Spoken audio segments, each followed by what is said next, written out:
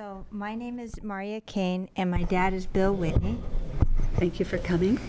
Thank you for having us.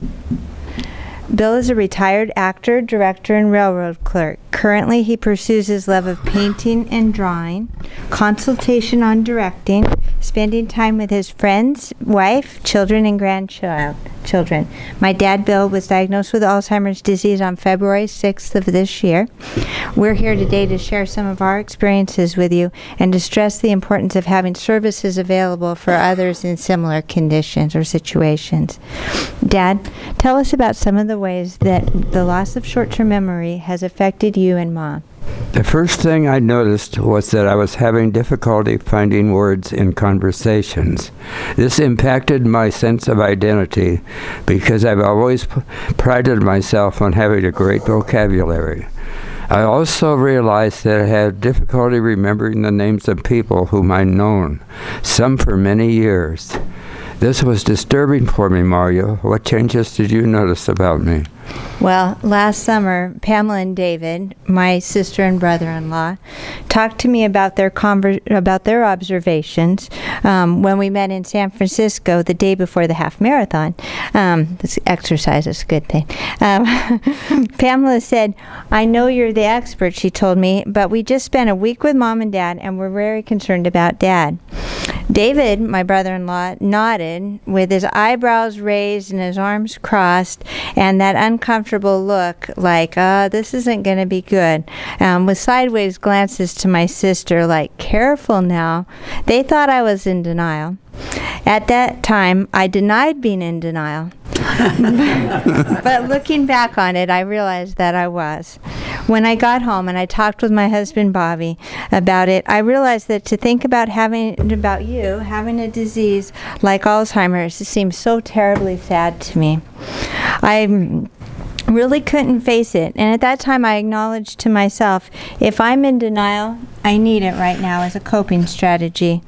As a geriatric care manager and a behavior consultant, I teach the Kubler-Ross stages of grief to help people frame what they're going through. We honor the stages as acceptable reactions to impending losses. What helped you get through the denial? I pretty much had to face reality when you drove your car through the garage. How was that for you? I made the decision to stop driving immediately after that event. I had always been a good driver, enjoying taking country drives with my wife, and even worked as a volunteer for a while, driving people around who had a vision impairment.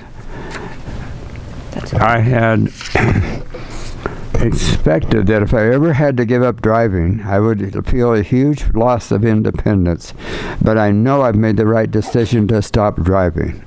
It wasn't nearly as hard as I'd imagined. Why do you think that it hasn't been as difficult as you'd expected? For one thing, I'm fortunate to live in an area that has a lot of services for individuals with memory loss and other challenges. I recently went to TriMet and got a TriLift card.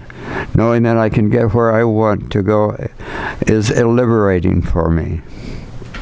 What other services have you benefited from so far? We are grateful to have a branch of the Alzheimer's Association here. We have taken advantage of the early memory loss groups, which helped me realize that I was not alone. I was reluctant at first, but am so glad I went. I've made some friends and helped regain our sense of normalcy. I continue to attend the support groups meetings and really find them to be beneficial. What other services have you benefited from? I have a wonderful doctor and a very helpful geriatrician. My geriatrician made the diagnosis and took time to explain to me how the symptoms I've been experiencing were related to changes in the brain caused by Alzheimer's disease. More importantly, my doctors have prescribed medications and therapies to help me more effectively manage the symptoms. What are the therapies and how have they helped? First, I had physical therapy, which helped me regain some of my confidence and reduce my fear of falling.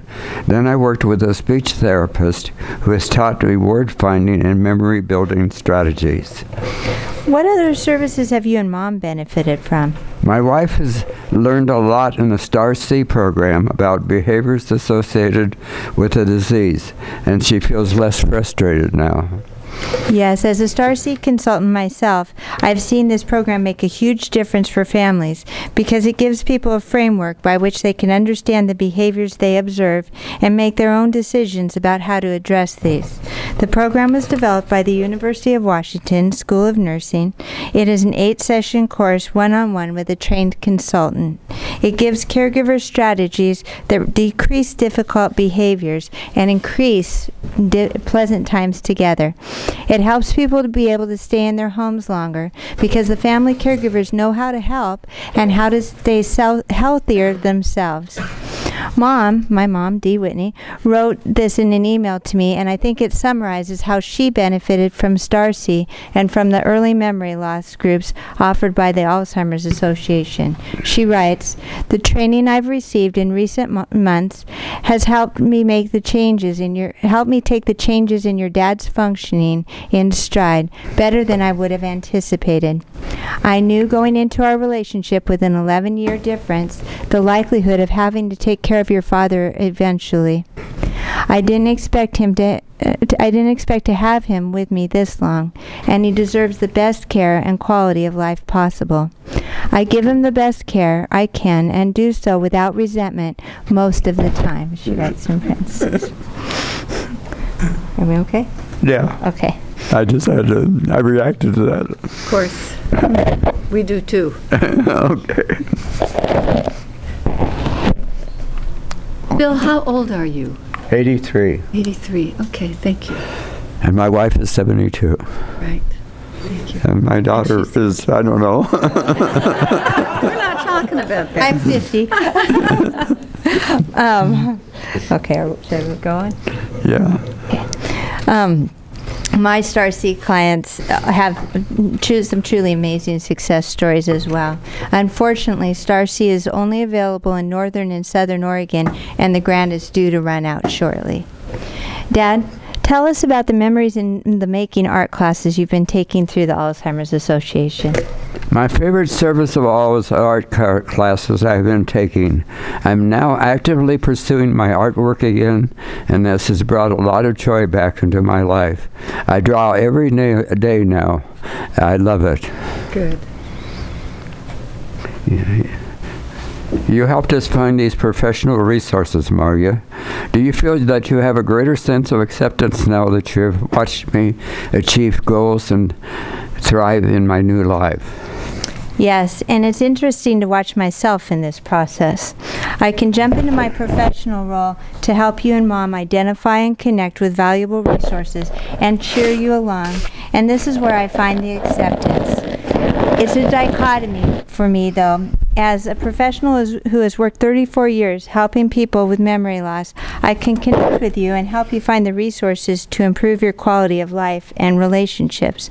I notice, however, that the daughter part of me is still there too. This part of me sometimes feels pangs of sadness. If we talk about the Kubler-Ross model, which outlines the stages of grief and loss, I notice I have moments where I bounce around between bargaining and sadness.